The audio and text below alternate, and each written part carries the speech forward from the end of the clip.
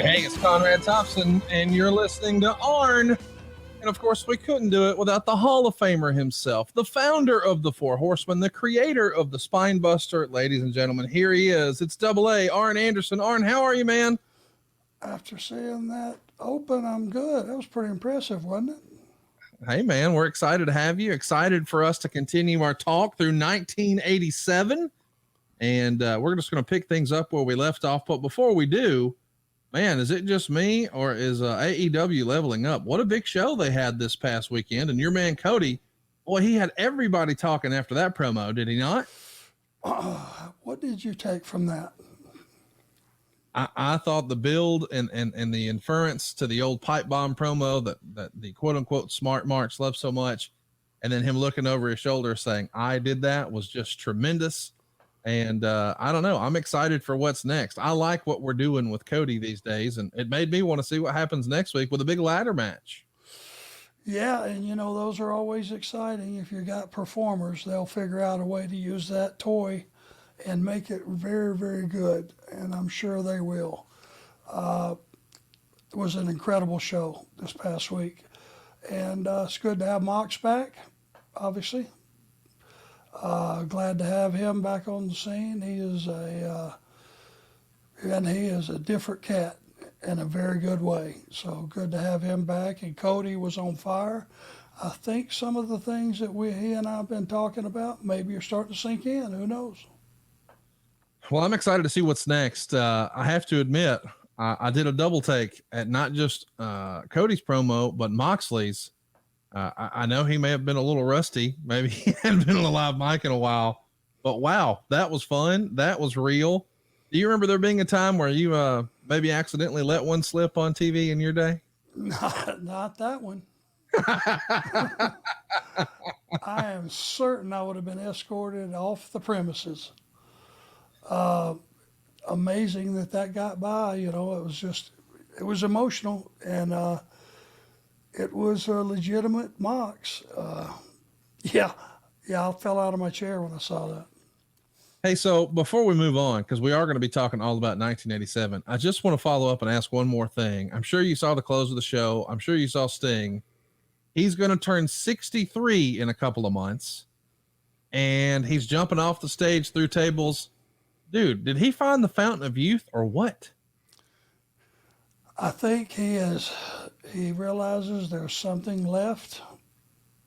It's when you walk in the door with all those kids after knowing and seeing some of the stuff they do, I know myself, it's pretty, it's pretty humbling. And for Sting to come, dive off that and go through that table, it's just him doing things that are within his wheelhouse that he never knew were there. I doubt if he would have done that 25 years ago. So it's pretty amazing. I don't know a lot of 63-year-olds who are doing stunts like that. This dude is superhuman, just amazing, such a fun show. And we're going to be talking about a lot of fun shows as we talk about March of 87. Boy, we are knee deep in the Horseman storyline. Of course, there's a problem brewing now with Ole Anderson and the rest of the Horsemen, specifically with Tully Blanchard. He took great issue with some comments that we heard recently here on the program. And of course, we've got another guy ready to fill the spot. Lex Luger has called his shot. He debuted in January and he said, I want to be a Horseman. And March is also famous, not just for folks coming into the promotion, but one leaving. We're going to get there, but let's get started at the beginning. We start on March 1st in front of 4,500 fans at the Omni in Atlanta. You're on 4th, teaming with Lex Luger to take on Bob Armstrong and Tim Horner. I guess in hindsight, the idea here is, Arn, let's get Lex Luger as much ring time as we can with some veterans. And I can't think of many folks better to have him in there with than Bob Armstrong. Could you see the progression day to day, week to week, month to month? What was this process like to bring Lex Luger along here in March of 87? Well, you had that incredible look, and it was up to us. It was just critical that our success was going to be based on his success. And if he just had a look and that's all he had, we were going to, our audience in those days, Conrad, as you know, to be able to get a job and hold a job, much less a position, and be positioned pretty high up the card, you had to be able to perform. There was only room for a gimmick or two.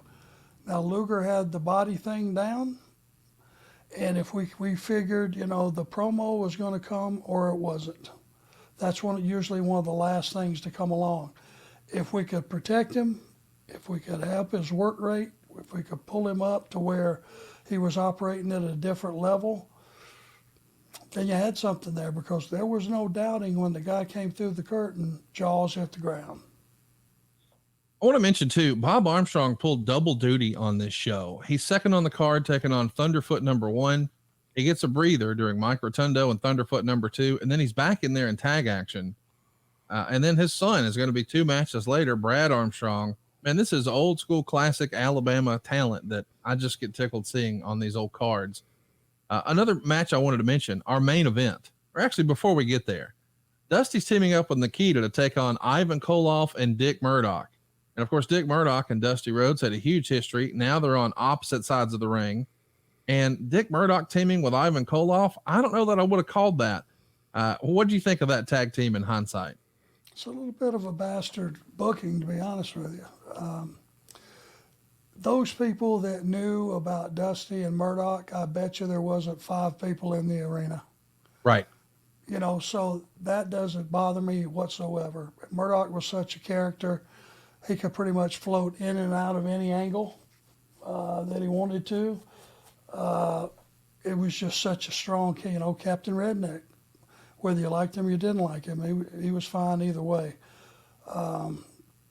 Doubling back before we get to this match, though, I think we should probably say on the Bob and Tim Horner match. Yeah.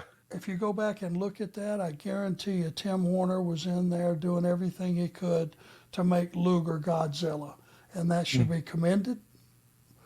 We should look at that as being such an asset to the territory. At that time, we had so many Brad, Tim Horner type performers, Denny Browns, just guys that could really go, but were positioned first and second match, and they really should have a pat on the ass.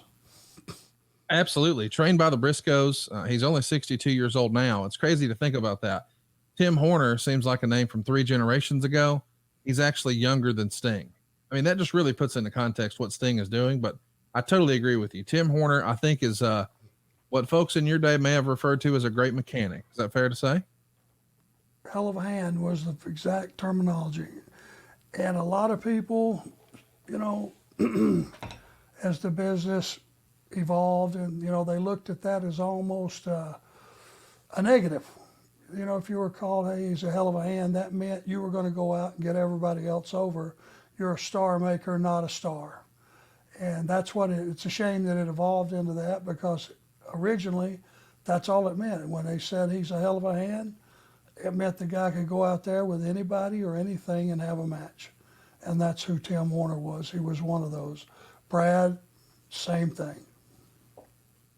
I want to mention too, you know, from a promoter standpoint, and Lord knows I've never been a wrestling promoter, and I don't guess you've ever really promoted shows either, but you need, I mean, listen, the stars are going to come and go. You're going to get them over. You're going to get them in a hot angle. And then sometimes they're going to move on, but you've got to have a set of reliable guys who, you know, are going to make sure the fans keep coming back. And a guy like Tim Horner is just as important, and arguably more important than whoever they think they're buying a ticket to see.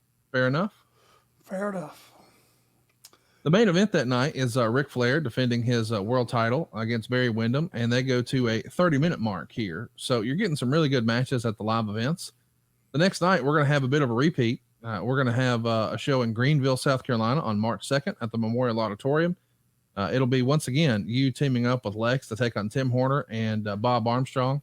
What's interesting about this one, we do tweak the main event just a little bit, and we get Ric Flair versus Barry Windham in a 2 out of 3 falls match. We get a singles match with Dusty and Ivan Koloff, which goes back, I mean, I don't know, to Madison Square Garden way back when. But most interesting on this to me, Dennis Condrey and Mike Rotundo in singles action. What do you think of Dennis as a singles performer? We've never really talked about that. I really don't even know how we got there. To be perfectly honest with you, I mean, it just jumps off the page.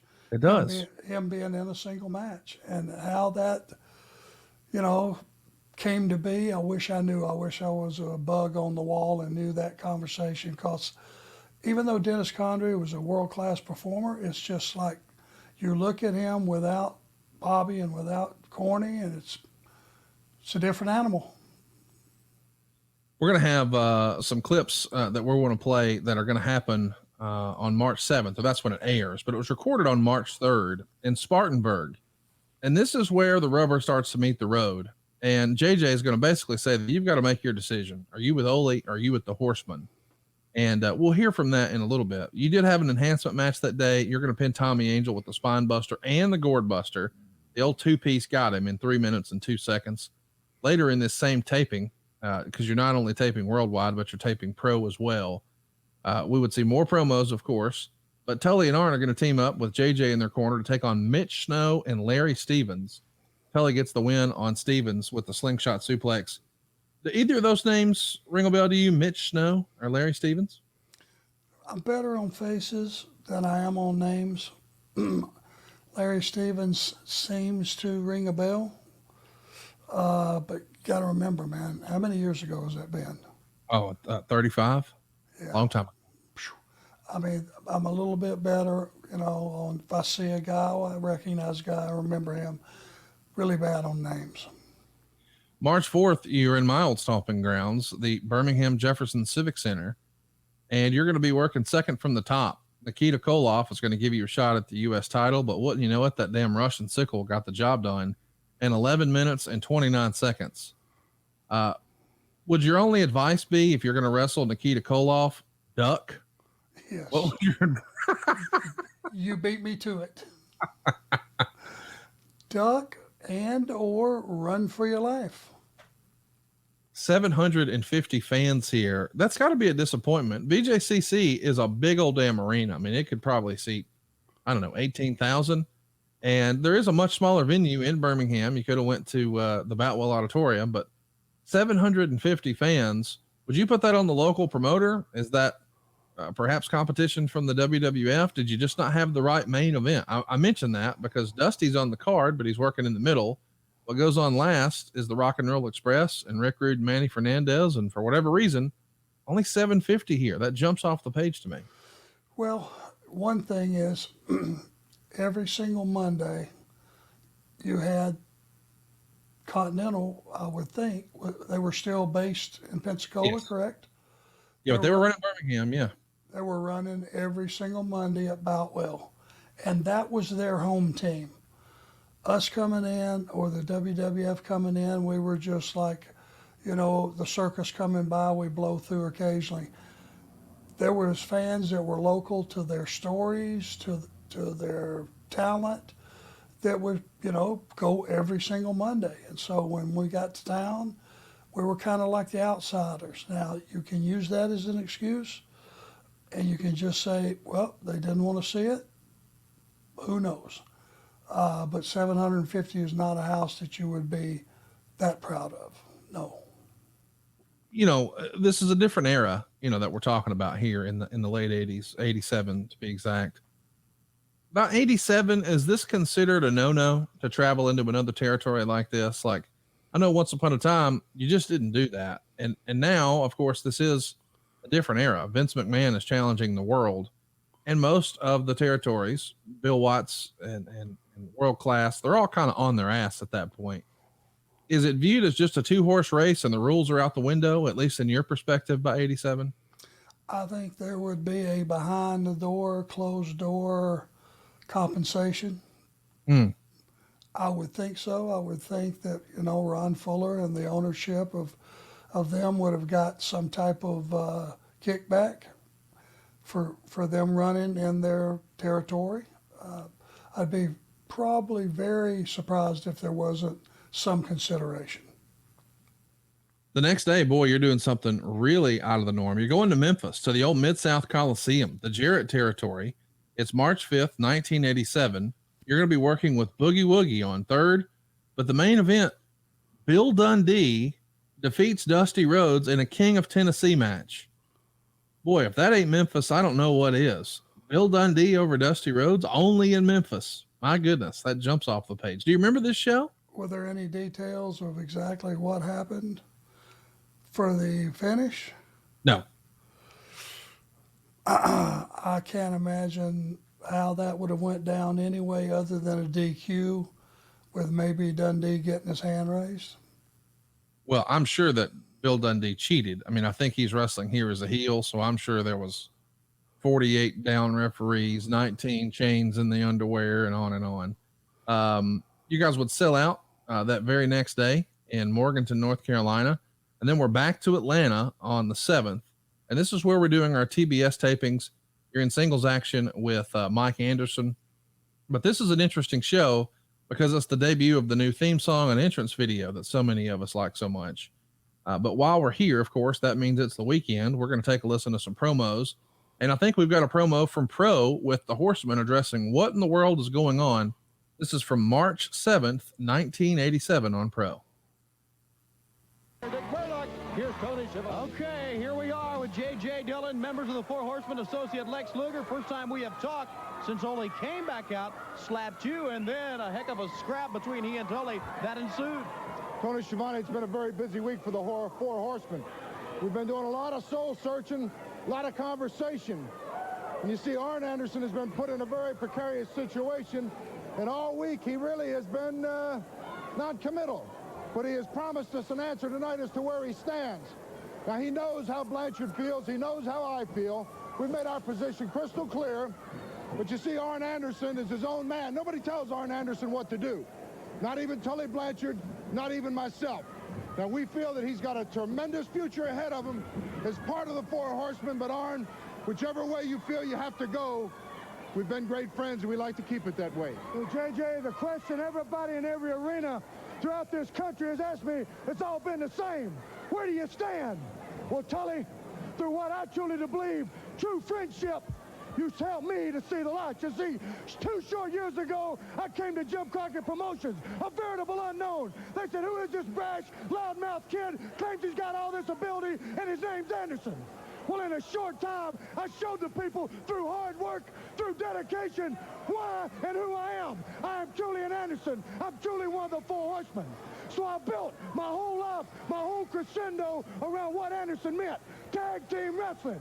Only at that particular point in time was off lollygagging with one Thunderbolt Patterson. He saw a chance through me to come to the top of the heap. Through me, Ole.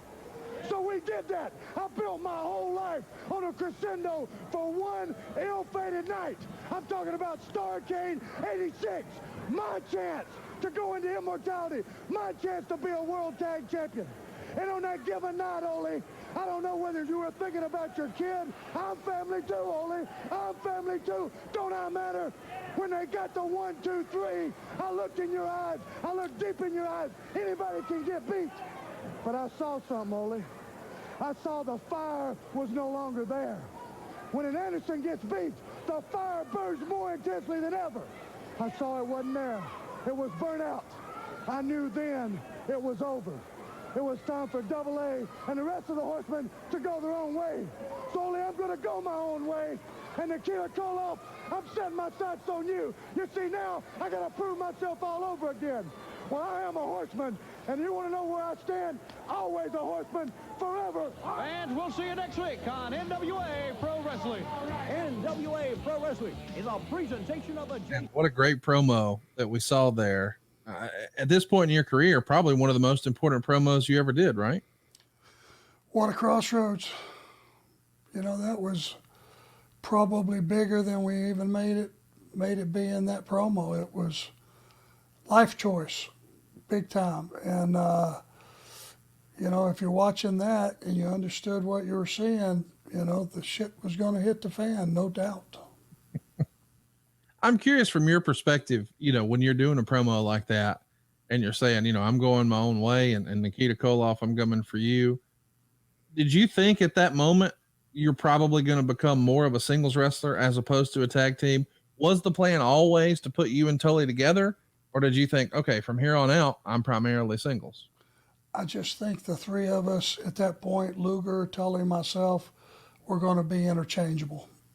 And I knew that because that's what we we'd been before that. You know, that Tully and I hadn't concentrated on being just a team, but there were a lot of six-mans, there were a lot of tags with Tully and I, you know, Rick and I. But I knew that, you know, we had to hang on to that world title. That was number one. You keep that as your figurehead, and that was your calling card. Flair had to stay champion, and then the three of us were interchangeable on what we did about the rest of the titles. That same weekend, of course, it's March 7th. We're going to hear from Ole, but this time it's going to be on Worldwide. So we heard what Arn had to say. Let's hear from Ole now on Worldwide on March 7th, 1987.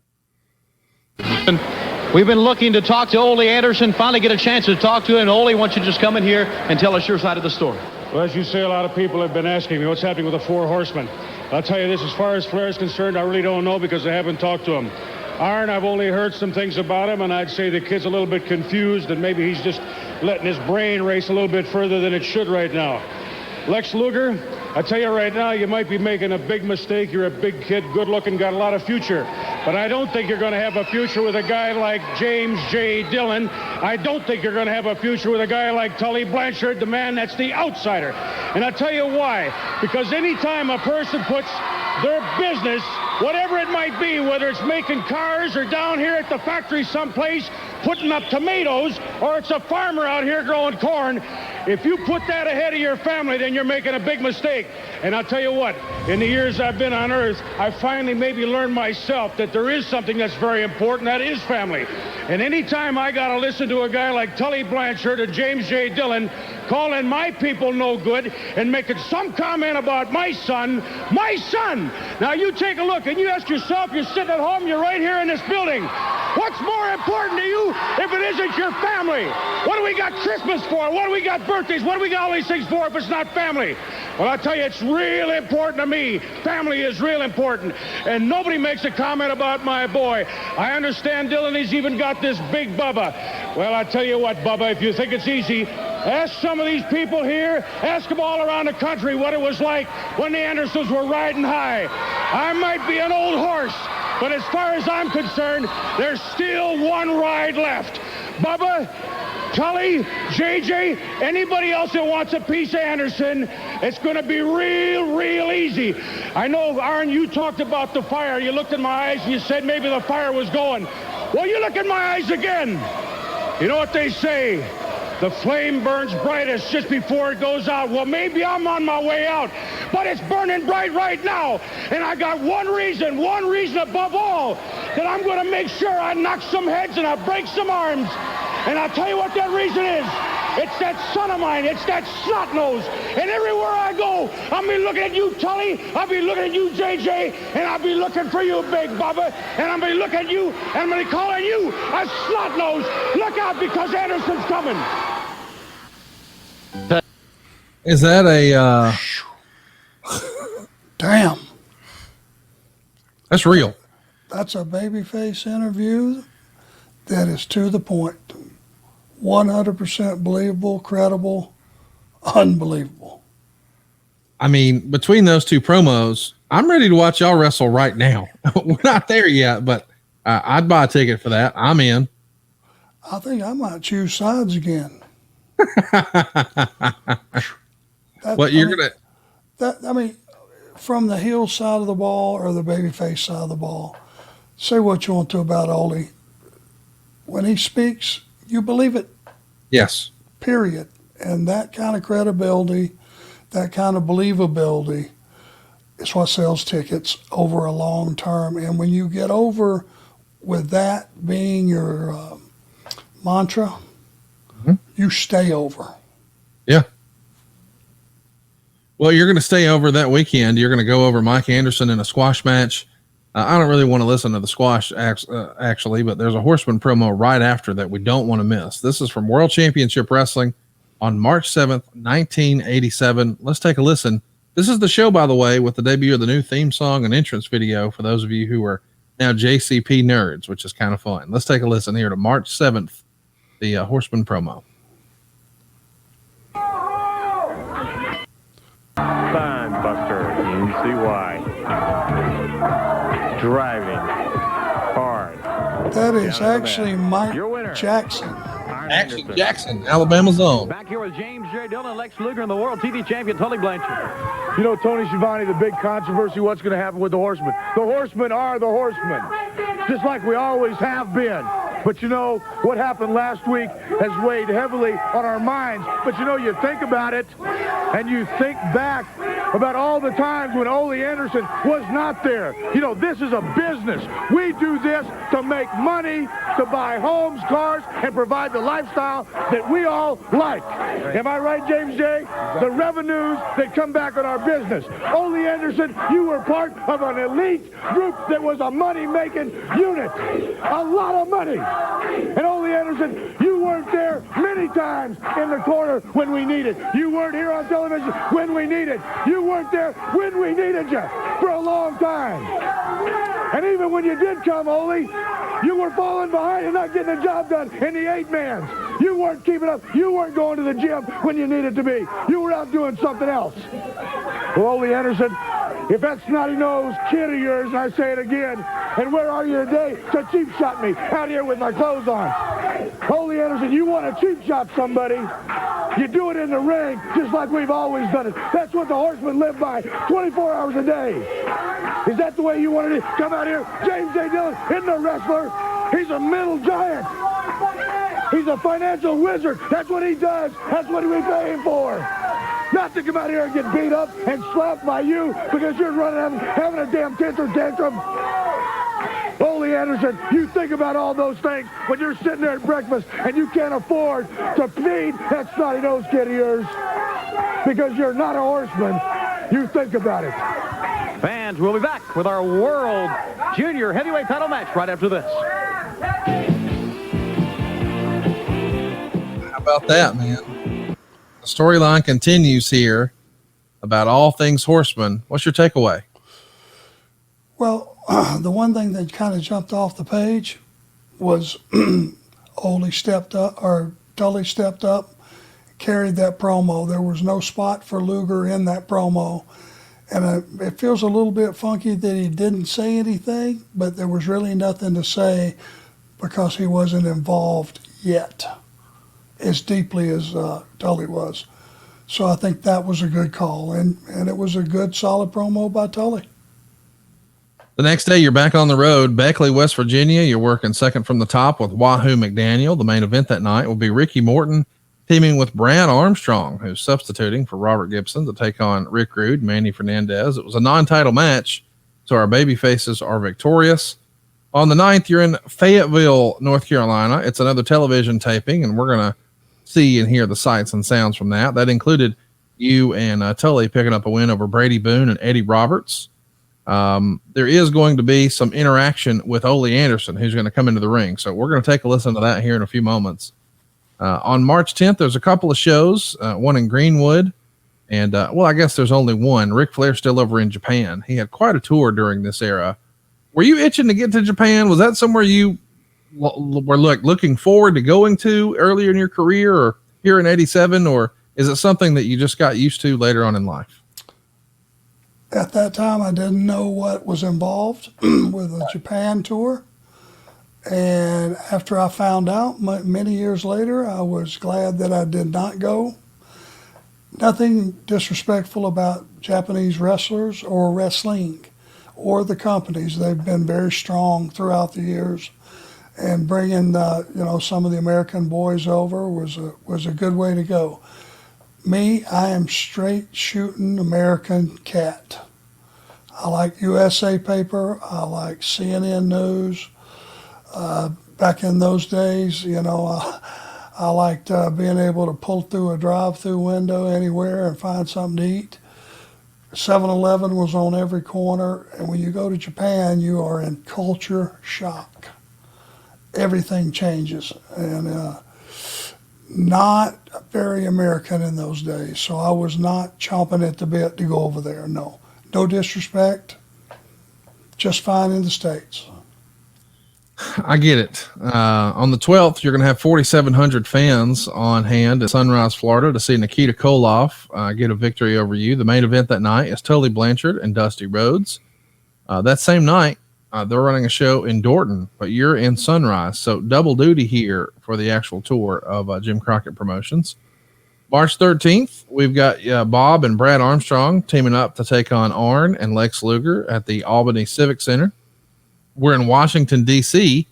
on March 13th. And then come the 14th, it's time for us to do another TBS television show. Of course, it'll be Tully, Arn, and Lex in a 6-man taking on Alan Martin, Larry Stevens, and Bill Mulkey. Before we get there, though, I know we've got some promos we want to take care of business on. We've got the Horsemen cutting a promo on March 14th. This is 1987. Let's take a listen. And to stand by the 4 Horsemen, and I know, Arn, that it wasn't an easy decision to make. Well, JJ, everybody across this country figured this would be the hardest decision of my life. But in all reality, it turned out to be one of the easiest ones. You see, Ole, all those times you were at those amateur tournaments, and you were praying, and you were sitting there pulling for a member of your family, you forgot about me. Who am I, Ole? I'm family. What about me? You see, all those days in the gym with Tully and Flair, preparing for Starrcade, preparing for my chance of morality, preparing in my chance for immortality. Where were you? You were thinking about, number one, your kid yourself. Well, Ole, as I said, I looked into your eyes. That fire was no longer there. Well, I worked too hard. I came too far to be one of the elite. And I'm talking about the 4 Horsemen. So anytime anybody asks me, henceforth, where I stand, you look at Tully Blanchard, you look at Ric Flair, you look at James J. Dillon. They have shared with me something I'll never forget. It's being a 4 Horseman 24 hours a day, Ole. Not just at night at the building when we wrestle. It's at night after the matches, during the day in the gym, going through the restaurants. You know, we're a Horseman 24 hours a day, Ole. That's something you decided to leave, and something I'm going to continue to hold right here forever, or as long as I live. Anyway. So there we go. You've made it clear what your decision is going to be. And thankfully, there's a lot of syndicated shows that weekend, and that gives us an opportunity to have more than one promo. Let's take a listen to number 9 here, a Horseman promo for March 14th, 1987. Okay, Bob Caudle, members of the 4 Horsemen, along with associate Lex Luger. Tony Schiavone, I got to say, honestly, I'm unpleasantly shocked. Because for the first time, Ole, in about 2 years, you're right, I saw the fire. I saw the fire in your eyes that made me learn to respect you. Learn to look at you as some kind of god. But Ole, it's too little too late. Because where was the fire? Starrcade night that could have made us champions. You see, it's water under the bridge. It's just like closing the door after the horses left, Ole. You see, and at what expense did it cost us? You see, now I'm not a champion, and you're not a Horseman. You know, I just sit back there and watch my monitor and become nauseated what Ole Anderson felt was some fatherly advice. Well, Ole Anderson, Lex Luger's not some 168-pound punk high school wrestler. He's 275 pounds, and I'm a big boy, Ole. I make my own decisions about who I associate with. And if there's any voids for these men to be filled, Lex Luger's the man to fill them. You know, Ole Anderson, you come out here and you call me outsider again. The first time you hurt me bad. You really hurt me, Ole, to call me an outsider. And you did it one more time, and I was a little bit disgusted. Then you did it again. Well, Ole, the disgust has turned into anger. You know, you think back all those times you were gone, off with that snot-nosed kid of yours. That's right, a snot-nosed kid. I was in the gym with your family. I was with Flair. I was with Arn. I was working out. I was training. Just in your place, Ole. Not doing the things you wanted to do. I was doing what was necessary for the Horsemen to be the Horsemen. Now, Ole Anderson, you want to come out here, slap JJ, cheap shot with me. What you are, Ole, is acting like a man that has fell from grace. And if you want to act like that, that's fine. Because, Ole Anderson, you're not dealing with a bunch of idiots. You're dealing with the elitist there is in professional wrestling. Ole, take a good closer look at this. I think it speaks for it all right here. And Ole, it's obvious that you're not a part of it and never ever will be again. Okay, fans, for Bob Caudle and Johnny Weaver, I'm Tony Schiavone, and your best seat is right here next week on NWA Pro Wrestling. We'll see you next week. So, as if it wasn't clear enough right there, Ole's out, and you can see They were real easy to have Lex throw his hands in there. It feels like Lex is going to be a horseman. And then, of course, World Championship Wrestling. The TBS 605 show airs that same weekend. We're going to hear a promo from you. Here comes number 11, March 14th, 1987.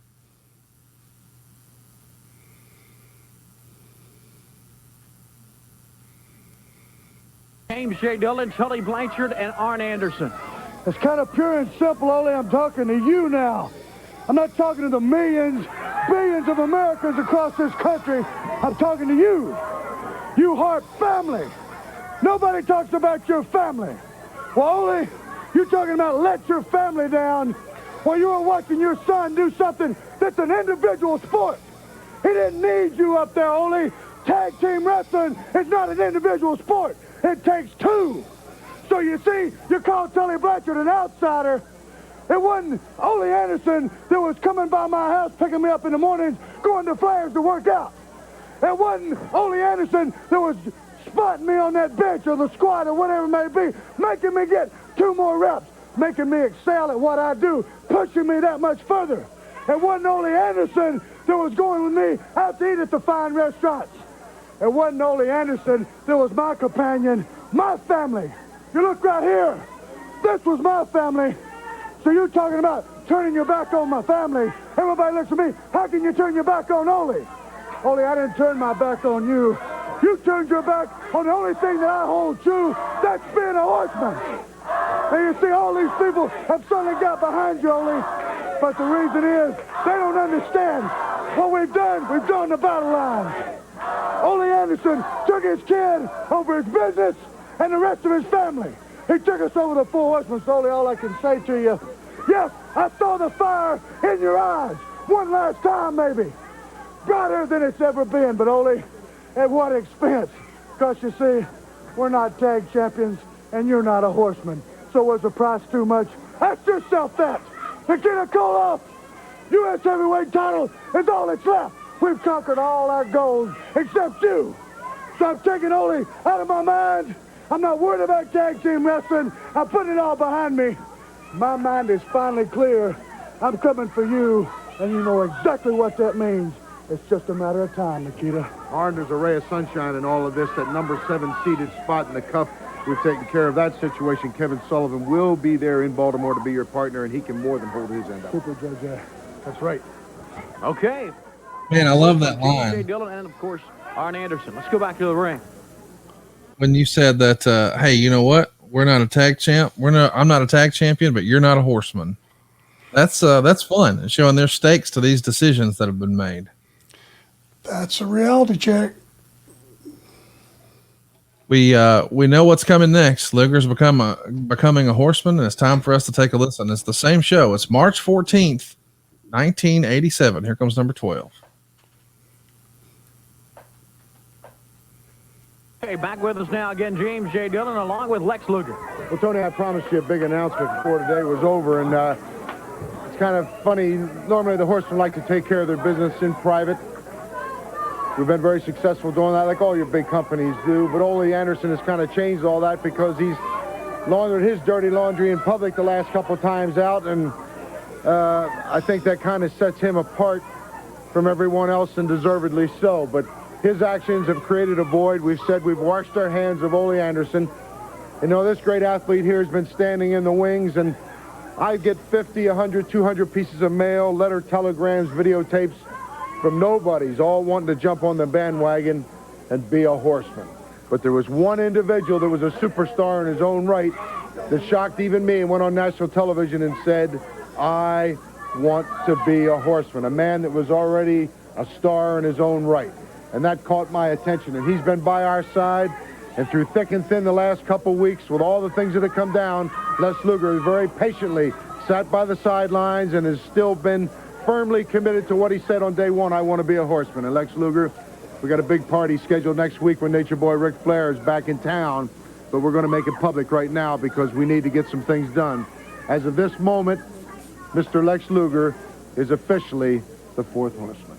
Thank you. Congratulations, Lex. You know, You deserve it. Thank you. You know, J.J. Dillon will test.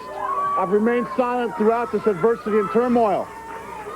I haven't been a vulture circling up above because I don't need an Ole Anderson to fall on his face to make my mark in the sport of professional wrestling, but I stated from day one that I wanted to be a horseman. You know, we come out and talk about jewelry, get the money, the cars, the extrinsic rewards of being a horseman. That just scratches the surface.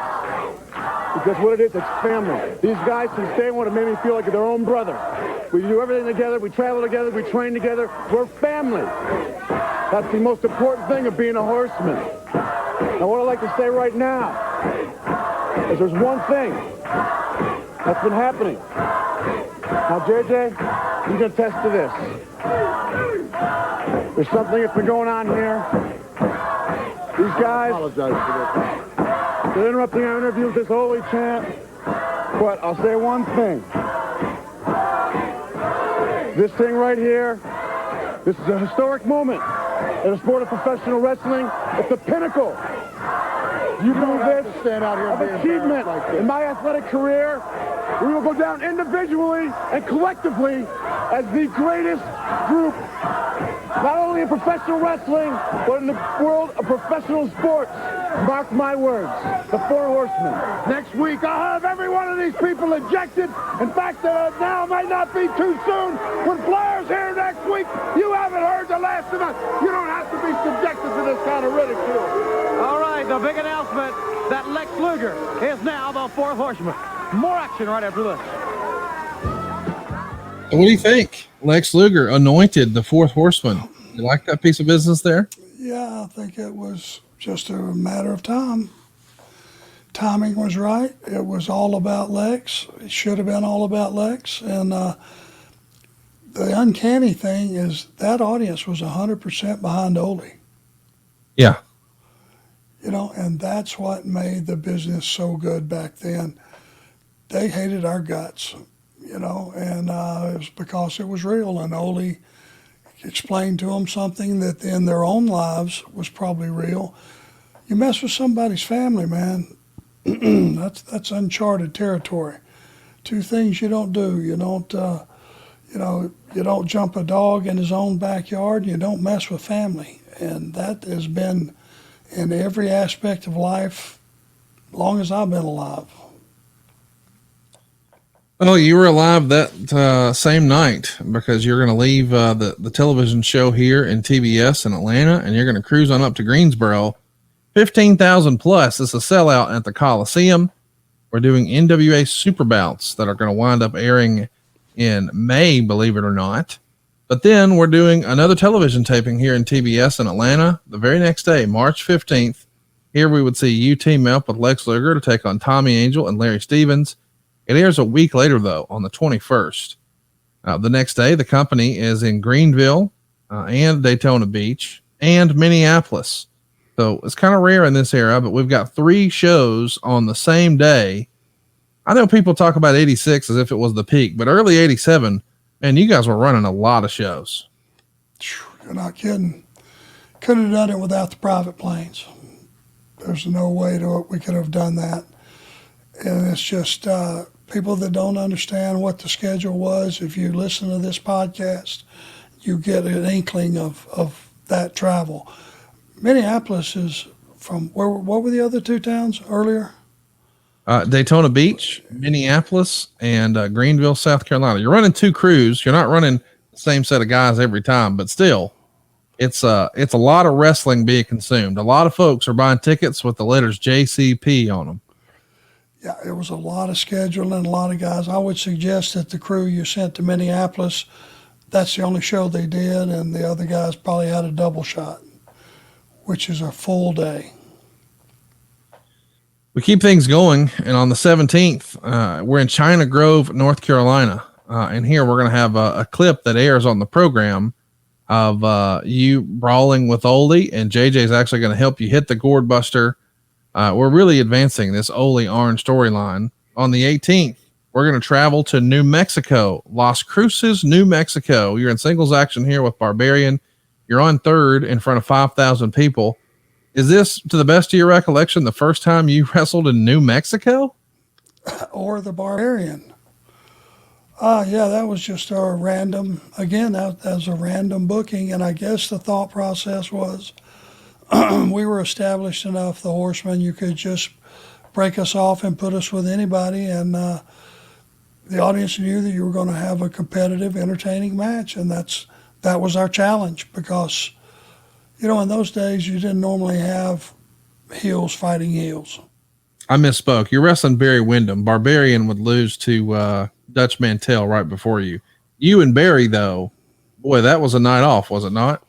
Well, I guess you did misspeak. There's a difference between Barbarian and Barry Windham, last I checked. You got that right. Yeah, so that makes a lot more sense. And I'm sure Barry and I tore the joint down, if I do say so myself. The next day, we're going to be in Inglewood, California, the Great Western Forum, where the freaking Lakers play. Ricky and Robert are going to take you and Lex Luger to a draw. Is this your first time trying to, you know, get a long match out of Lex? I assume he's holding up the ring post most of the night. He would probably come in selectively, and mostly when it was his time to shine. I'm sure I pulled most of that match with the rock and roll, and it was a pleasure and an honor, and I had no problem with it. You know, obviously the psychology was the better I made them and the better they looked. Then when Luger came in, if they got something on him, it was even better for everybody. And it was designed, I'm sure, for me to take most of the beating, and then when it was time, Ricky took the other half. And it's no problem. Lex looked the part. We just had the biggest mistake you could have made is leave him in the ring to flounder on the things that he was not good about. So we would just bring him in and pivotal points in the match. The next day, we're in New Mexico. This time it's Albuquerque, Tingley Coliseum. 3,632 fans are going to be there to see Nikita Koloff team with Road Warrior Animal to take on Tully and Arn. How about that? Nikita Koloff and Road Warrior Animal. Instead of duck, that sounds like double duck. Yeah. Well, I wish Uber was around back then. I would have damn sure caught one to the airport when I walked in, looked on that wall and looked at the lineup. That's a no-win situation if you're the opponents of those two. Chicago, Illinois is the home for March 21st. You're going to pick up a win over Baron Von Raschke. And of course it's the weekend. So you know what that means. It's time for us to play some clips from the syndicated show. Let's go to Worldwide from March 21st. Number 13 is going to be a promo with you and JJ. And here comes Ole. What do you know on Worldwide? March 21st, 1987. And Arn, blood supposed to be thicker than water. I don't understand the Four Horsemen. I don't understand what happened with Ole. Well, Bob, anytime you have a problem, the only way to solve the problem is to identify the source. You see, I've been having a lot of problems where my business was concerned. I couldn't figure out why. I finally established where the source was. It was the fact that Ole Anderson not only does not have any more heart, he has lost complete interest in the Four Horsemen and turned his back. So the question was, the $64,000 question all across the country is what the people, they wanted to know, where do you stand? Well, you got a tape. If Ole Anderson wondered where I stood, this will explain it, Bob Cottle. All right, here it goes. What's it, Well, Bob, let me explain something to you. You see, what he did was he called, Ole Anderson I'm talking about, called Tully Blanchard an outsider, slapped J.J. Dillon on national television. You see, he said Tully was the outsider. Well, Bob Cottle, as you see right now, I always wondered as a kid just how bad Ole Anderson was. You see, he had me bluffed. I look at him like he was some kind of god the whole time I was growing up. I thought Ole Anderson was the pinnacle of what wrestling was all about. Ole and Gene. Well, Bob, when he let me down Starrcade night, when he let the Horsemen down, when it got time to do the training, do the necessary, the extra things it takes to be a champion, he wasn't there. And as you see right now, Bob Cottle, what we did, we just gave Ole a little slapping. We showed him exactly what it's like when you turn your back on your family. We didn't turn our back on Ole. He turned his back on him. We had to correct him. We washed our hands of him, just like JJ said. I don't want to ever have to lay hands on him. But Ole, if I got to prove myself, it might as well be at your expense. Because you've caused this. We didn't cause it. You know, the Gourd Buster's a devastating move. It's defeated wrestlers all across this world. And now Ole Anderson understands who the real stud in the Anderson family really is. We're talking about Arn Anderson, and if he had to feel the sting of the gourd buster to prove that point, you were more than capable of the job. And you know what bothered me from this point? Ole Anderson should have had sense enough to know that he was dealing with something that was greater than he was as an individual. But no, not stubborn Ole Anderson, no. Instead of going back to his dressing room, what does he do? He marched into the dressing room of the Four Horsemen like some kind of a fool, because that's exactly what it was, a very foolish move. And what did he do? Walk right up, of all people, to Ric Flair, the Nature Boy, the world heavyweight champion, and looked him in the face and said, hey, where do you stand? But I don't want to let the cat out of the bag. Let's share together just exactly what happened. What are you doing? What are you doing? Come on. Go back. Come on, Ole. Come on. Ole, don't just go in there. You get on my way, the only guy I gotta ask, the only guy that's left is you. I don't want no I want to know now. Where do you stand, Claire? Rock. You don't see the light. You're the one that turned your back in the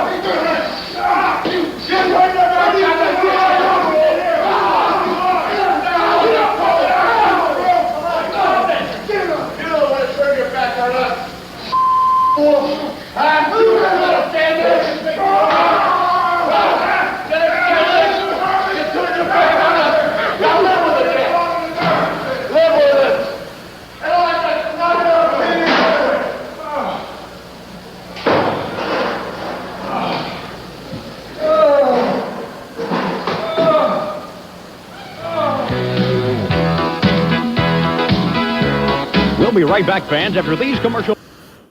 How about that, man? What a piece of business that is. Ole Anderson wanting answers for himself. Of course, he's heard from you. He's heard from Tully. He knows how JJ feels. He knows that Luger's taking his spot. But Flair's been away. Flair's been in Japan. So the confrontation in the locker room leads to one hell of a beatdown. A bloodied up Ole Anderson gets beat on by all four of the Horsemen. That was tremendous, dude. Any memories of this locker room brawl? What can you tell us about this? Well, what I do remember seeing it is it's a piece at a time per week. Add another layer, add another layer. And every week it was just building so that by the time he got to Flair and he said, you're the only one left, it's immediately reminded you, yeah, we haven't heard where Rick stands on this. It was just good storytelling, and it was just a piece a week. Add on. All right, what does the next guy think? What does the next guy think? So when it finally blew up, it made sense. It was a special piece of business there, man. I've seen that clip a bunch, but I'll never get tired of seeing it. It's just classic stuff. And the hits continue. March 23rd, you're in Greenville, South Carolina, doing a TV taping. Another one on the 24th in Lincolnton, North Carolina. You're going to pick up a win over John Savage there. You're also going to be teaming with Tully and Lex to take on Ricky Lee Jones, the Italian Stallion, and Johnny Ace. Johnny Ace. How about this? In 1987. Would this have been the first time you remember working with Johnny? Yep, probably was. Yep, absolutely. He was a flag bearer for the sheep herders. Eventually. I don't think he is yet, is he? At some point, but he was, you know, I think he just started out as an underneath guy on the crew, and that was like the first time I imagine that we would have worked with him, probably. Of course, Flair's on commentary here with Bob Caudle during the 6-man, and boy, we're on a collision course now with Ole and all of the Horsemen, not just Arn, but Flair and everybody. And the next day, man, you're back out west. The routing here sometimes is a head scratcher because you're now going back to San Francisco, California. And what a matchup this is on March 25th. It's Dusty Rhodes and the Road Warriors taking on Arn, Tully, and Lex Luger. The main event is Nikita Koloff and Ric Flair. It seems like we've got a loaded card, but there's only 2,700 fans. Do you remember at times scratching your head when you guys went west? I know we've talked about before that, in hindsight, Crockett could have just stayed east or west of this and blah, blah, blah. But some of those shots you did out there did really, really well, and others not so much. Is it just that competitive by WrestleMania 3 season here in late March, 87? Well, I remember that for some reason, San Francisco, and I'm sure we were at the Cow Palace, which was the wrestling building, underperformed. And I don't really understand why. But I just remember it never being with WCW or / Jim Crockett Promotions. I never remember it being a overperformer. I think WWF had some good houses in there, but it was more there. The West Coast kind of belonged to them, I think.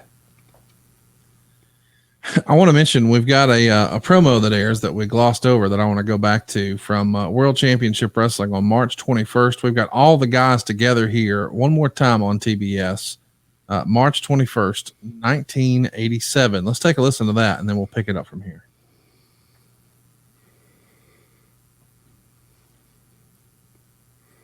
A winner over Big Bill 10. And here they are together, the Four Horsemen, along with James J. Dillon. You know, Tony Schiavone, as I was growing up as just a kid, there was something that always intrigued me. I was horrified by Ole Anderson. I was bluffed as a word. You see, I grew up, and I always seen Ole, he would take a man down and make him miserable that he existed on this earth. And I always wondered, once I began to grow a little more, get a little stronger, develop a little amateur background as myself, there was always that thought in the back of my mind, how about Ole? Is he really as bad as he looks? Well, Ole, you see, at this particular point in time, it's come to a realization to me, you ain't so bad. You ain't so bad, Ole, because you went out there, you had a brief little match with Big Bubba, and in the back of your mind, you were thinking. You were always preparing for the day you'd have to meet a horseman. Well, Ole, when I rolled in that ring in the Greensboro Coliseum, and I looked in your eyes, the fire had gone out again. You said the fire was back, Ole. You know what was hanging out? It wasn't your eyes glowing, it was your tongue stuck out. Because, Ole, it's not the fact that you're not tough. Anybody knows Ole Anderson is as tough as he is. But, Ole, the reason it is, you got no heart left. You see, Ole, we all know that James J. Dillon was one of the finest amateur wrestlers on the face of the earth. We were going to bring him down. We were going to bring your kid down. Work out with him, Ole. If you would have put your priorities in line, we would have turned him into a state champion instead of a runner-up. You see, you worked with him by yourself. You told him about this thing we've always worried about. It's called public opinion. You said, son, try to do the right thing. Do what people want you to do. Well, Ole, the Horsemen have never gave a flip about public opinion. We take and put it where it belongs. We shove it in the toilet. That's the reason Tully Blanchard is the world television champion. That's the reason Ric Flair is the mecca of manhood, besides being Space Mountain and the world heavyweight champion. You take a look at this Greek god. He don't care about public opinion. He don't care about people in the gym saying, oh, Lex Luger showing off. Look at him strike that chest. And James J. Dillon did not achieve the wealth he achieved by caring about public opinion. My friend, when I came on the scene, everybody said, this is a young, bad, fun kid. What is he saying? I don't care about public opinion. We are the Four Horsemen. That's the way it'll always be, right? And we'll see you next week. All right. So the Horsemen are a cohesive unit. You know, despite what's going on with Ole, you guys, you know, you're steadfast, your group. I like the way that group looks. And I know your preference is probably the version with Ole. As a little kid, I love the Barry Windham version. What do you think of this version? Just the look and presentation with Ole out and Luger in. It worked for a time. It absolutely did. But the reality was, which we found out later, is Lex had aspirations to do commercials in Hollywood and the whole thing. And he kind of saw himself as a single babyface. This was just a pit stop on his way there, you know, and we found that out on a very legitimate conversations. You know, he wanted to do commercials and movies and TV shows and all that stuff. And hey, he certainly had the look for it. So, but at this particular point in time, I thought it was a good look. It was totally different from Ole, and it was just one of those things that you look at it on paper, cosmetically. He was a good fit. He was that big monster, that in those days, you got to think about it. You got Barbarian Warlords, you got the Road Warriors, you got Nikita, and Ivan Koloff and Crusher Khrushchev. You got all these monster, wrestlers back in those days. Steve Williams will come along before you know it. And the Steiner brothers before you know it. And it's just one of those things that Luger gave us that extra oomph that we needed at that time. Well, you're going to get some more oomph on the 27th of March. You're at the Omni. 4,500 fans are there. And check this out. You got Tully, Arn, and Lex taking on Barry Windham, Bob Armstrong, and Baron von Raschke. What a six-man that is. 4,500 fans are here on the 28th. You're back in Atlanta doing TV. Of course, you're going to do the TBS show. And there's a pro taping that night. You're scooting up to Philadelphia. The next day, you're in Asheville, North Carolina, for a matinee show, and the evening show is in Charlotte at the Coliseum. I want to mention, this is kind of a big deal. It's March 29th, 1987. Some of our listeners automatically know what that is. That's the date of WrestleMania 3. And Jim Crockett is doing a matinee show in Asheville where it's Arn and Lex Luger teaming with Tully to take on Nikita, Barry, and Wahoo. The main event is Ole and Big Bubba in a street fight. And then that night, we've got Ric Flair and Barry Windham, the tag belts with Ricky and Robert challenging Rick Rude and Manny Fernandez. And of course, Arn is going to be teaming with Lex to take on Wahoo and Brad Armstrong in Charlotte. I guess it makes sense to be in your own backyard. Charlotte was the spiritual home and the home of the office for Jim Crockett Promotions. What was the buzz amongst the boys? What do you remember hearing in the locker room and the chatter and the car rides and whatnot about WrestleMania 3? Well, I felt like by being in Charlotte, we were in our hometown. Yep. Did you get any numbers on that? I don't know if it was a sellout. I assume it's not because it's not noted here. Okay. I bet it did well. And it was one of the only ways to combat WrestleMania 3. I mean, you were talking oranges and apples. This was like, hey, the Cirque du Soleil came to town, plus dragsters on one end of the lot, NASCAR on the other end of the lot, Cirque du Soleil on the other end, and it was all part of one show. We were still bringing and offering our stories, our storylines, the talent that we had, and the performances and the stories that we had in place. That's what we offered as an alternative. And in those days, I think we knew that it was because all you had to do was watch one of their shows and they were selling characters and everybody had an ice cream bar. Everybody was on a lunchbox. All the marketing was through the roof of those guys. We feel like we had the superior product as far as a wrestling product, but they had that, hey, the circus is in town, and it was a big deal. WrestleMania 3 was definitely, we knew was going to be a big deal.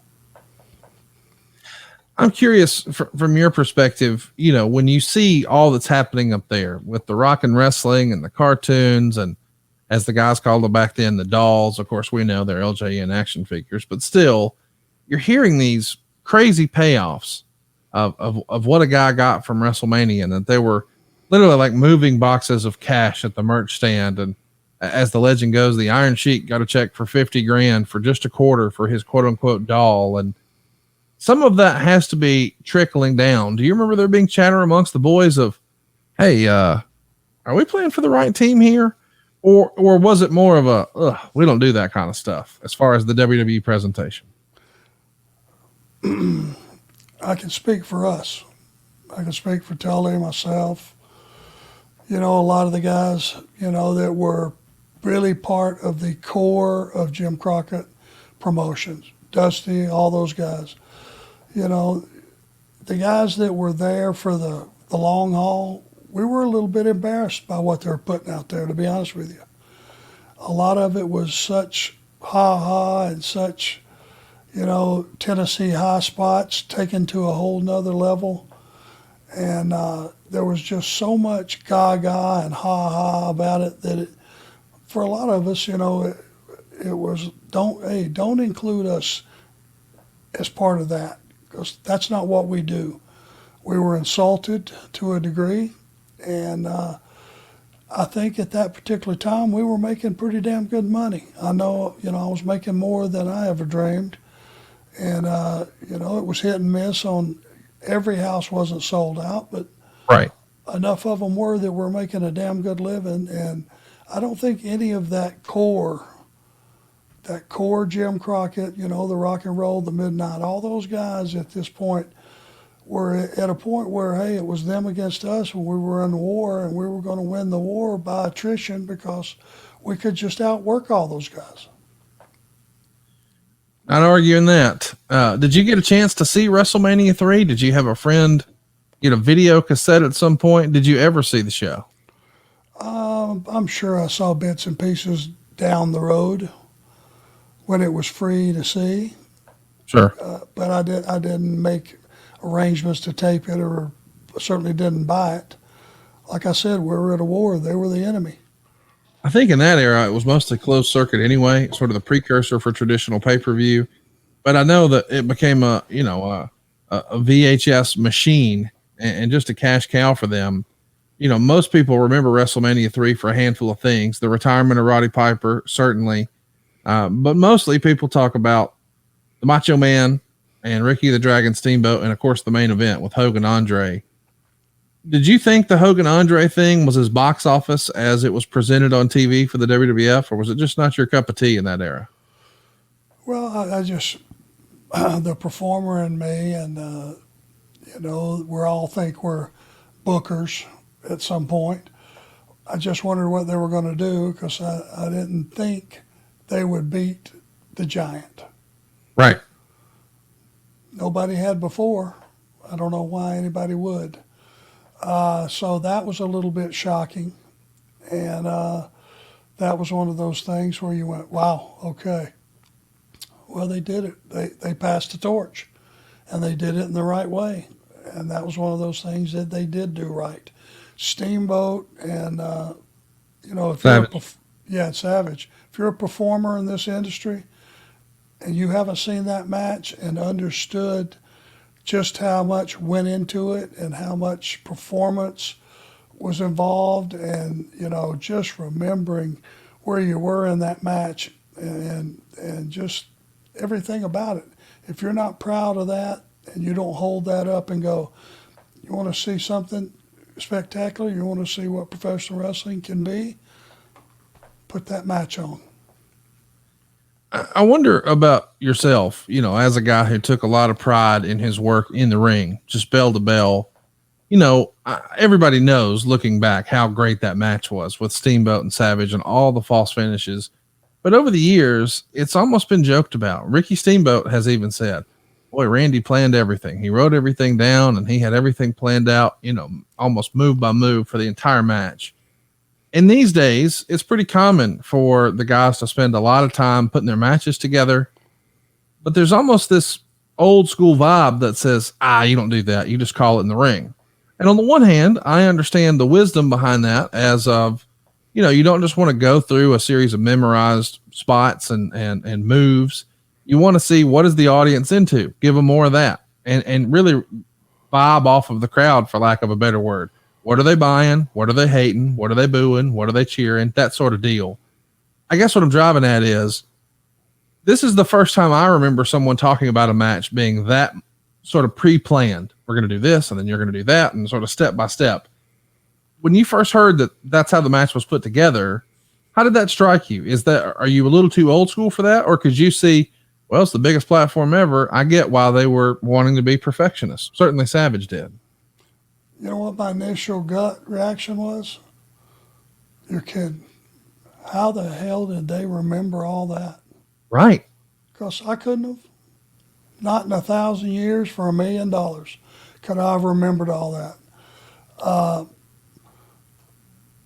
You know, it's just there was so much volume. There were so many false finishes. It rocked back and forth.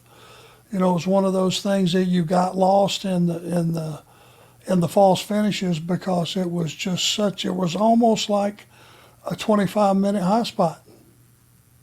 It literally was. And how they were able to pull that off and remember everything, I guess, was because they were so good at their craft at that particular time, and I guess they must have went over it and over it and over it and over it and over it some more until it just became second nature. That's all I can figure. I couldn't have pulled it off. No way.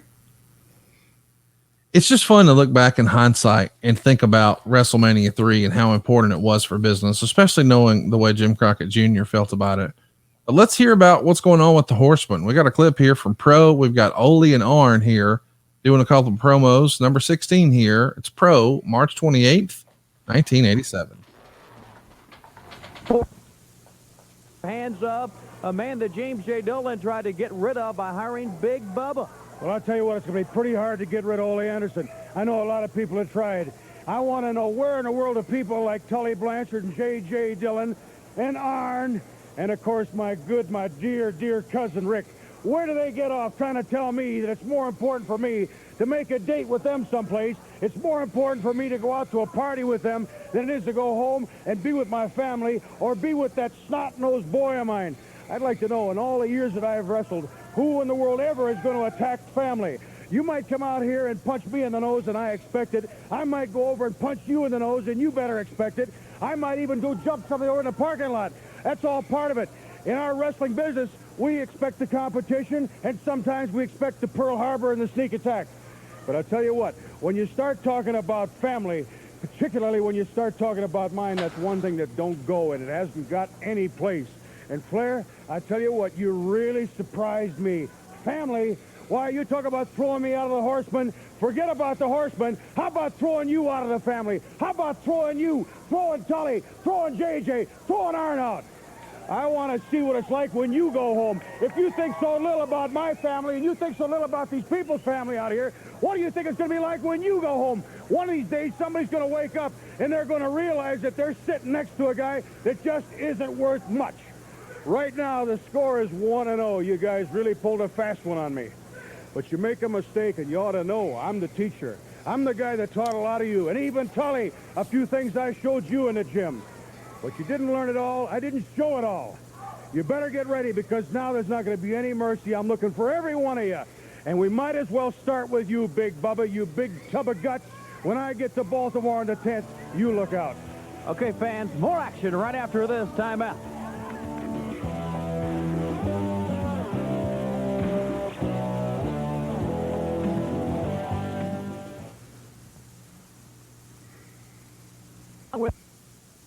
See, apparently Ole still doesn't realize what happened. He's making excuses and trying to put the blame on everybody, but right where it should go.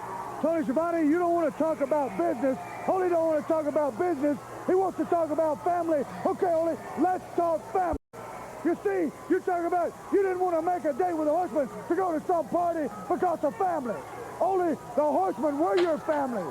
It was the Horsemen. It was the success of the Horsemen that provided all the jewelry, all the cars, the milk, the bread that fed your family. You see, Ole Anderson, everything we do in our lifestyle comes from the success of the four Horsemen. Now you want to turn your back. How much bread and milk are you going to buy, Ole, turning your back on the Horsemen, being a cast-off? Explain that to your kid. He wanted to be an amateur champion. He is.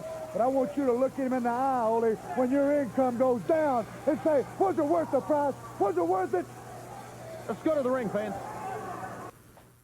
Man, I'm loving the advancement of the storyline here. And of course, that's really the chief thing we're trying to get over, especially in this era. We've got a promo with all of the Horsemen from that same show, Pro. This is number 17. Everybody's together here on March 28th, 1987. Let's take a listen.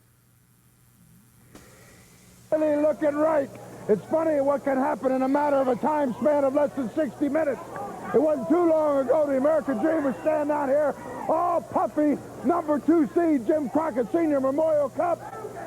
The opening bell hasn't even sounded in Baltimore, and it looks right now that the American Dream doesn't even have a partner. And he has the audacity to stand out here and even refer to the world heavyweight champion, Ric Flair. Huh. You know, Tony Schiavone, as I stand here among the elite in the greatest sport in the world, I know for a fact it has to send chills through your body, because you stand out here hour after hour with guys that mean nothing in this sport compared to the Four Horsemen. Tully Blanchard, the world television champion. Double A, one of the greatest of all time. Lex Luger, give it to him one time, Lex. Mr. Woo! Boy, that's what they do at every club across the country. Tell him, Tully. You know what, Rick?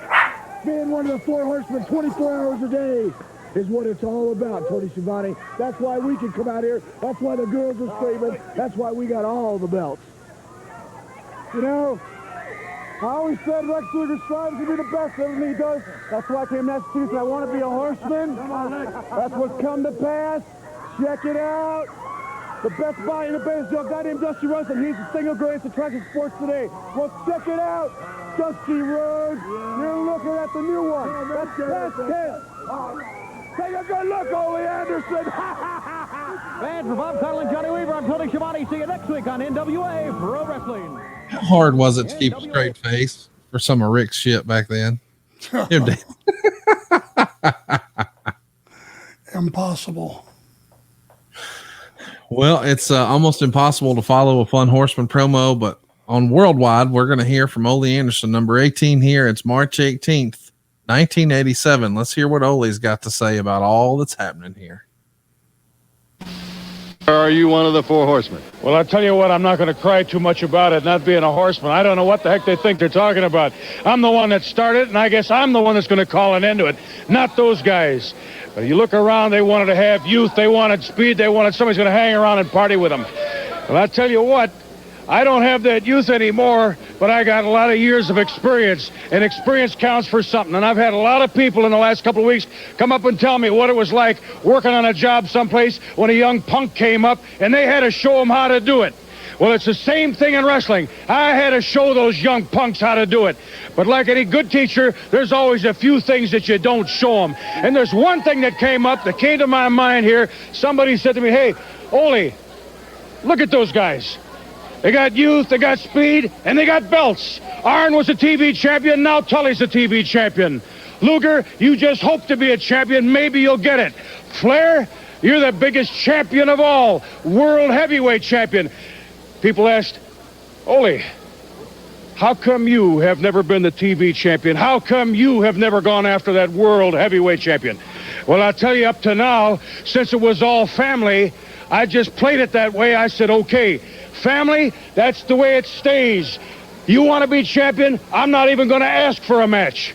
I'm not even going to think about getting that TV belt. I'm not even going to think about going after that world heavyweight belt. But since I'm an old man, I'm a war horse, and I still figure I maybe got one ride left, well then why not go for the biggest ride of all? You get up here, you talk to Mr. Ric Flair, world heavyweight champion, and you ask him how many times he gave me a shot at that world heavyweight title. You ask Blanchard how many times he gave me a shot. I'll tell you what, the old war horse got that one ride left, and I'm going to ride them both to the... Here, How excited was he? I mean, golly. Ole can, I mean, you can't hold a candle to him in this era, can you? No. No, we're just to the point. Never stumbled over a word. No sentence fragments. Just got to the point. Is it just repetition, or was he just that damn good? Well, or both? You got to remember, how long had he been in the business at that point? About 73 years. He came from the 70s. Yeah. You know, he was getting those reps, those weekly same town reps talking about, and you had to know what you were talking about. You had to know what you did last week, so you know what you can talk about this week, and the market specs. Week after week after week, same towns. That's how guys got good reps. And of course, the business has changed quite a bit. Now we're going to finish things up here with a clip from World Championship Wrestling. We're going to have a little conversation about somebody who is leaving right after this, though. But number 21 is March 28th. We're going to see a Horseman promo, and then we're going to kind of fast forward and talk over the Tim Horner match you have. But there's some aftermath that we probably want to talk about from March 28th, 1987. Obviously, they're geared for the Jim Crockett Senior Memorial Cup, and it's hard to overlook that when you're talking about $1 million and probably one of the biggest events in wrestling history. But it's overshadowed for me personally because of the continuing existence of Ole Anderson. And every time I turn around, I'm looking at his kisser. Every time somebody slides a contract under me on behalf of the Four Horsemen, all I see is Ole Anderson's name. Now, Ole Anderson, I've overlooked a lot of things over the years with you as part of the Four Horsemen. You're talking about family. Four Horsemen is what it's all about. It's not my fault that you got a house full of kids. It's not my fault that it costs you a fortune to put milk on the table because you got so many kids. It's not my fault that you got to run one for karate lessons, you got to run another one for ballet lessons, and another one down for wrestling camp. Only that's your problem. And that's where the whole thing came about. You got your priorities mixed up. Because as long as you were with the Horsemen, you had money to put milk on the table. You had money to send your kid for karate lessons. You had money to send the other for ballet lessons. Well, Ole Anderson, you've been cut off financially. And you're going to be cut off physically by the Four Horsemen before this is all said and done. You know, JJ, it amazes me how Ole Anderson can come out here and say, you're number one on the list. Well, Ole Anderson, I might be the first, but you're not going any farther up a list. The Horsemen are the best. You know it better than anybody. That's why you got shunned, because you got your priorities, just like JJ said, mixed up. Well, if you want to come after this, you come. You want to come after me without this, you come. You jump, Ole Anderson. Because I learned a whole bunch from you. And I got lots of years of experience, too. I'm not wet under behind the ears. So, Ole, you can fool everybody about being old and experienced, all that stuff. You bring it all in that square circle, because I've wrestled the best of them for many years, and I've taken a lot of things from the best of them, Ole Anderson. You come and jump, and talking about the cup, this man and myself will be there live in exciting color. You know, the impact of a Lex Luger, a Tully Blanchard, the Horsemen is clearly evident, because we're already one of the top seeds. By the time the Memorial Cup comes around, we will be the team to beat. I know I've always gotten what I've gone after in life. Whether it's money, I've got all that since I've come here. The women, cars, clothes, all these strength things Lex Luger gets. Whether it's athletics, one of the greatest 3 sports stars in high school athletics ever. My collegiate football career, my professional football career, I always strive to be the best. I always get what I want. There's one void left. There's a man running around with the U.S. heavyweight title. There's a void around this chiseled abdomen of mine, and I'm after it. Nikita Koloff, they thought he was invulnerable. They thought he couldn't be hurt. Well, he's hurt now. There's a weakness there. You can feel my hot breath down the back of your neck, Nikita. You got some butterflies. You're having a little trouble sleeping. That's all right, because you know Lex Luger, the man who always gets what he wants, is coming after you and your belt. You know, Tony Schiavone, let's go look at another one of the Horsemen make short work of Tim Horner. Okay, let's go to the ring. So at this point, you're going to get a win over Tim Horner. And then I think we've got a little bit of a fallout after the match. It's interesting that we're finishing our show or winding down our show with you wrestling Tim Horner. That's kind of how we started today's episode, with you bragging about what a hell of a hand he was. And of course, JJ Dillon is going to help with a little bit of the commentary here. And let's listen to the finish of the match and then hear the fallout.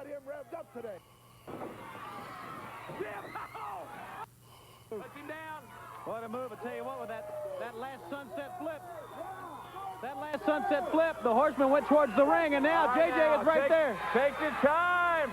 Puts him up. Oh, got him. Puts him in a rope. Throws him up. Bridges back. Has him down, but being watched. Oh, there's Tully Blanchard. Hey. Jim. Oh. Hey, guys. When you get him, huh? Tim Horner will win by disqualification. What an event.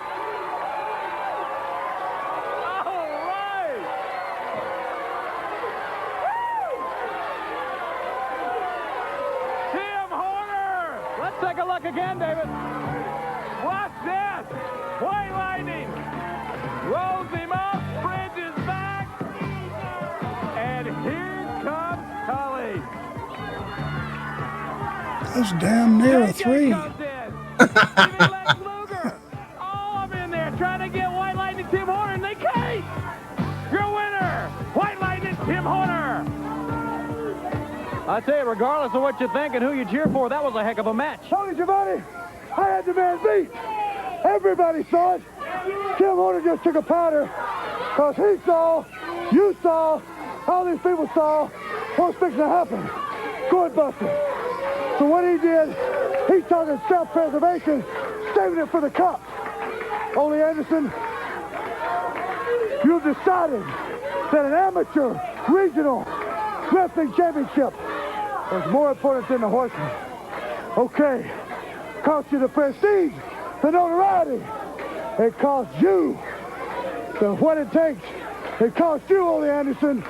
Because when you walk into a club, everybody jumps up and says, there's the Horseman. Now they say, there's the cast-off. Where's Ole? I'll tell you what, Ole. You want to jump on Tully? Fine. You want to jump on Luger? Fine. You want to jump on Flair? Fine.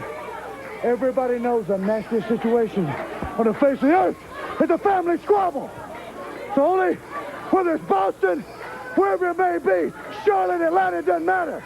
The bottom line is, Ole, it's time for the cup. I've got a partner. As usual, it's not you. I told you everything would be all right for the cup. Let's put first things first. Let's take care of the cup. Let's put the $1 million in the bank. Then we're going to take care of Ole Anderson. You got a great, great partner, and he's got some words. Let's hear what Kevin Sullivan has to say right now. I've been chosen to be the partner of Arn Anderson, one of the most elite wrestlers of all times, a member of the Four Horsemen, for the biggest extravaganza in the history of professional wrestling. I'm talking about the Jim Crockett Sr. Memorial Cup. $1 million to be given away to the winner of the tag team tournament in Baltimore for 2 days. You see, I'm seated with Arn Anderson as the number 7 team.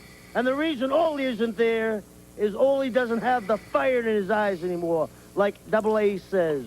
Well, if you look into my eyes real close, you don't have to worry, Double A, because there's more than fire in these eyes. There's lightning. And for $1 million, Daddy, I'd do anything. You see, I once had a brother, same thing as Ole, and we institutionalized him. For $1 million, there'll be fire, lightning, and bolts. So there we go. It's kind of interesting. I think most people sort of skip over the idea that Tully Blanchard would not be your tag team partner once Ole leaves. He's instead going to be tagging with Lex, which I guess in hindsight makes sense. He needs somebody to add a little garnish, do a little camouflage work for him. But instead you're teaming with the devil himself, Kevin Sullivan. What about that pairing, Arn? Yeah, I think that's part of what made that tournament interesting. There were some really odd matchups and pairings, that being one of them for sure. Well, let's talk about one of the other headlines that happened here that has remained a mystery. It happened on March 24th, 1987. You guys are doing a TV taping in Lincolnton, North Carolina. Ron and Jimmy Garvin would pick up a win over Bobby Eaton and Dennis Condrey. And that would be Condrey's last appearance for 18 months. Now, just to add some context to all of this, Stan Lane first showed up, or was first mentioned, on February 28th on Pro, saying that he's going to be a part of the promotion. He's going to show up on the WTBS show on March 14th, and he would even happen to tag with Bobby that day, but it felt like maybe just a one-off. But by the 28th, just 4 days after Condry makes his last appearance, Stan Lane is now the new member of the Midnight Express. He's going to replace Condry. And this remained a mystery for a long, long time. Dennis Condrey broke his silence a couple of years ago, talking about leaving the Midnight Express. He says, "We had an offer, a great offer. I thought we couldn't refuse. Vince McMahon got in contact with us. He said, I'm going to fly you guys up. We told him we were not interested because we're making good money here in the Carolinas. He said, I'll double it. I said, okay. We got on the plane and flew up there. The Crockett's found out about it and they didn't like it. Dusty comes in and asks, are we leaving or staying? And we thought we did this on the sneak. We thought we were sneaking around. Tully Blanchard went to the airport and saw us fly in, and he told Dusty, we made a deal with Vince while we were there in New York. Jimmy and Bobby changed their minds and decided they didn't want to go. I told them I wish they would have told him. Vince wanted all three of us, no different. Bobby had a couple of kids in school. Jimmy had bought a house. I bought a house too. I think it scared him. Now, Bobby Eaton would say in a shoot interview years ago, quote, Dennis let me out of the car one night and said, see you tomorrow. And then I didn't see him for 2 years. And he said that Dennis never told him why he left and never talked about it. And he figured he didn't think it was anybody's business. Now, it's also come out that at that time, Dennis had some problems going on at home. He would ultimately find himself going through a divorce. And I don't know, maybe the trappings of the road caught up with him. What did you hear when all of a sudden one of the great tag teams was split in half and nobody knew where the other half went or why?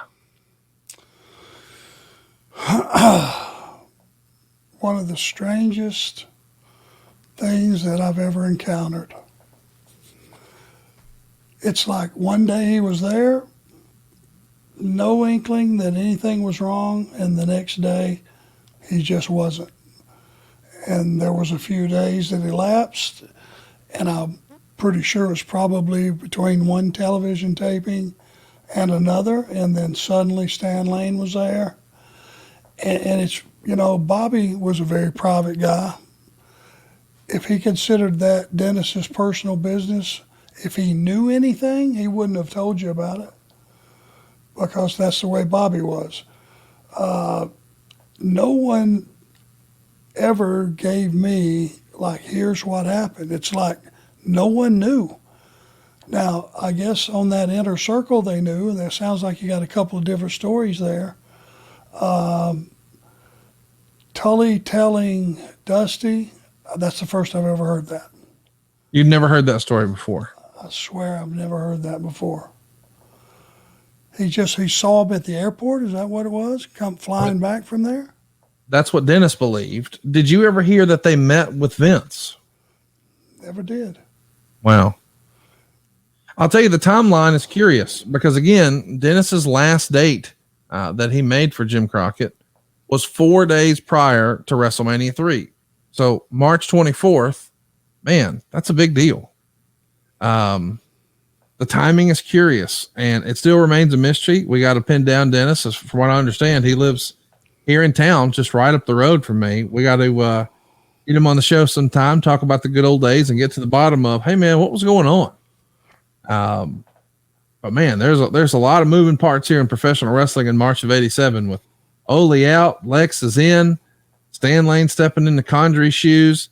Now we're getting ready for the big tag team tournament. This is going to be an interesting show as we get ready for next week to cover April '87, is it not?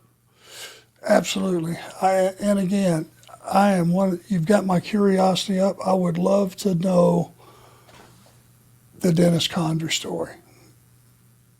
Yeah, we got to get to the bottom of that this year for sure. Because we were on fire. The company was on fire. Love to know.